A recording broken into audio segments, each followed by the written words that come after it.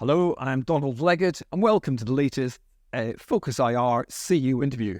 I'm joined by Cedric Simonet, and he's the CEO at Altona Rare Earths. Today, Altona have hit a major milestone as they announced their Maiden Mineral Resource Estimate for the Monte Muambe Rare Earths project in Mozambique. Welcome, Cedric. Thank you, Donald. It's a big day for Altona, Cedric. You're announcing your Maiden Mineral Resource Estimate for Monte Muambe. So, what have you come up with? All right, so we have come up with 13.6 million tons at 2.42% total rare earth oxide. A few important points that go together with this figure. First, you will see our reporting is focused on the magnet metals. If you look at the table on the RNS, you will see that we have reported separately neodymium, praseodymium, terbium, and dysprosium. This is because these four elements represent 90% of the value contained in the ground. The NdPrO oxide grade is 0.31%. That represents about 42,500 tons of NdPrO oxide contained in the ground, and that's a very good start for us. Additionally, 58% of that MRE is in the indicated category, and for me that's very important. The rest is of course in the inferred category, because it means that although this is a maiden resource statement, it already has a relatively high level of confidence.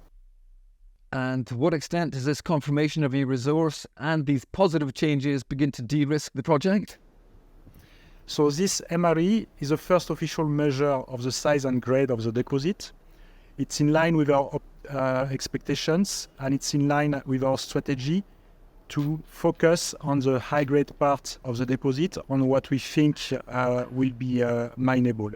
As we've said before, this is in the same order of magnitude as some of our peers' reserve statements. And additionally, to declare a resource, you have to go through a first-pass test of viability. This is called RPEE. For those who are not familiar with it, that's reasonable prospects of eventual economic extraction. So basically you run your model through a number of basic technical cost and revenue parameters that even involves actually preparing optimized pit shells, which we did for target 1 and target 4.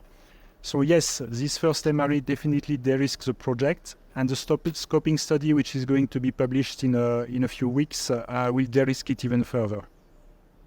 And is there enough in this MRE to give you confidence that Monte Muambe will be a rare earths mine one day? Yes. Again, our objective is to define a resource that will be ultimately mineable. We are not going to waste any time or investor money trying to define resources of hundreds of millions of tons at a low grade, because we know that won't be mineable. The model that we produced from our drilling data was bigger than 13.6 million tons, but we have left out ore which was at a lower grade. As we progress through the studies, we will refine parameters like the cutoff grade, we will optimize things, we'll see if some of this ore can also be included. If you look at the reserve statements of other rare earth carbonatite projects in Africa, you will see that the range in terms of tonnage is between 10 and 30 million tons. We are already there. So this MRE that we've just published, in my opinion, provides a very solid base for a future mining operation, because it's focused on the high-grade ore, but we are still going to increase it. We are going to drill down deep from the bottom of the pit shells at target 1 and then target 4. If you remember the last press release, operational update we released last month about target 3, we have some other targets that we are going now, on which we are going now to do resource drilling. So there is a lot of ground for more tons at Monte Muambe. The scoping study you mentioned briefly there analyses the economic viability of the project, and that's due to be published next month. So what do you expect the scoping study to show? Okay, so the RPEE is the first test of viability. The scoping study is the second test of viability of the project. The scoping study is going to include a first estimate of the project's financials. You're going to see figures like CapEx, NPV, IRR. We expect that the scoping study is going to show that the project is viable, of course. But after that, there will be more steps. There are different levels of studies through pre-feasibility study to definitive feasibility study. The pre-feasibility study is going to start in the fourth quarter, and it will go even more in details and with a higher level of accuracy. Okay, and publication of the competent persons report. If you could tell me, first of all, when you expect that to be published, because that triggers phase 3 of the farming agreement and takes Altona's holding in the Monte Muambe project to 51%. Now, will 51% be an ownership position for you?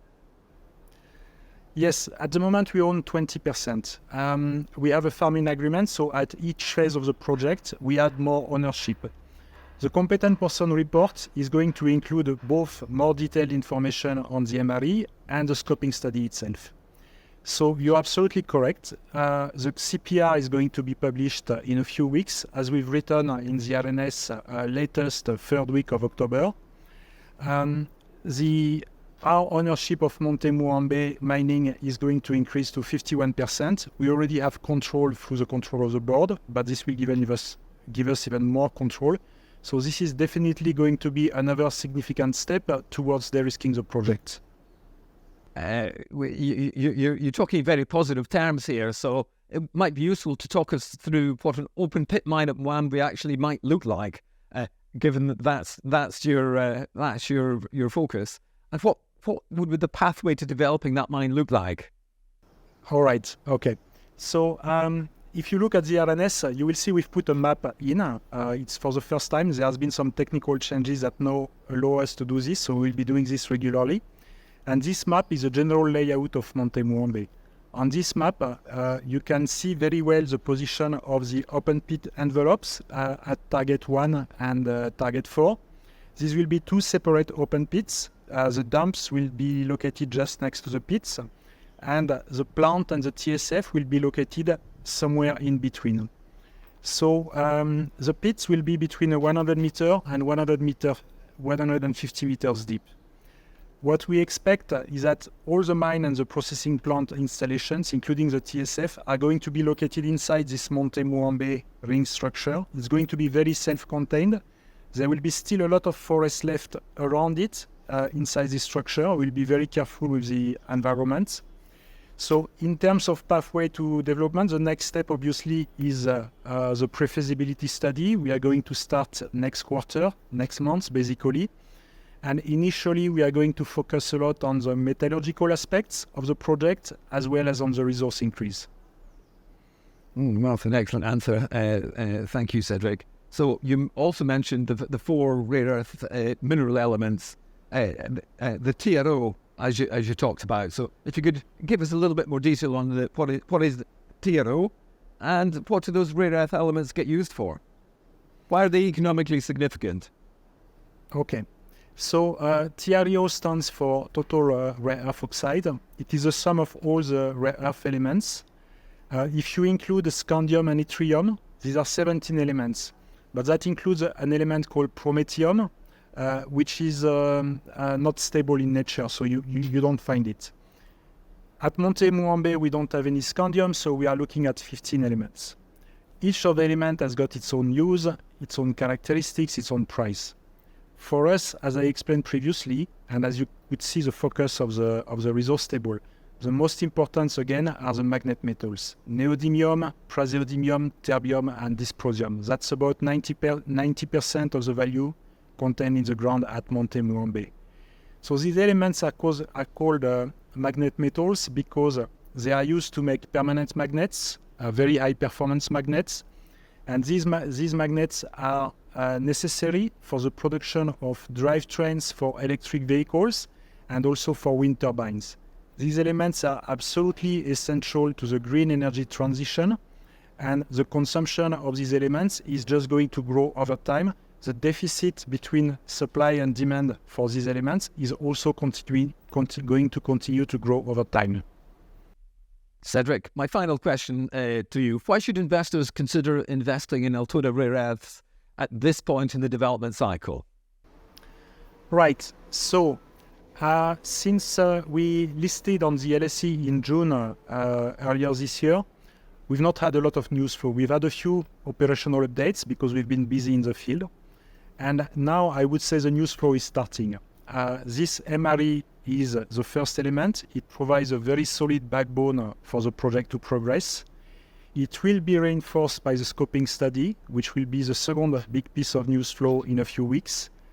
As we have said, we will then get to 51% ownership. We will get into the pre-feasibility study. We will also be busy with an application for a mining concession and for the land rights that are going with it. So a lot of good news flow is going to coming up in the next few months. Again, this is our first big piece of news flow. Now is the right time to invest. Cedric Simonet, CEO at Altona Rare Earths. That's ticker REE. Thanks very much indeed for the mineral resource estimate update. That was terrific. Absolutely spot on, Cedric. For more company information and to access the company bulletin board, please go to the Altona pages on London South East. And meanwhile, do follow us on Twitter. That's at London South East. That's the London South East Twitter account. And at _focusIR_, that's the focusIR Twitter account. Or register on London South East YouTube, which is where a lot of our content sits, to receive alerts to our next Altona interview. Thank you very much indeed for watching.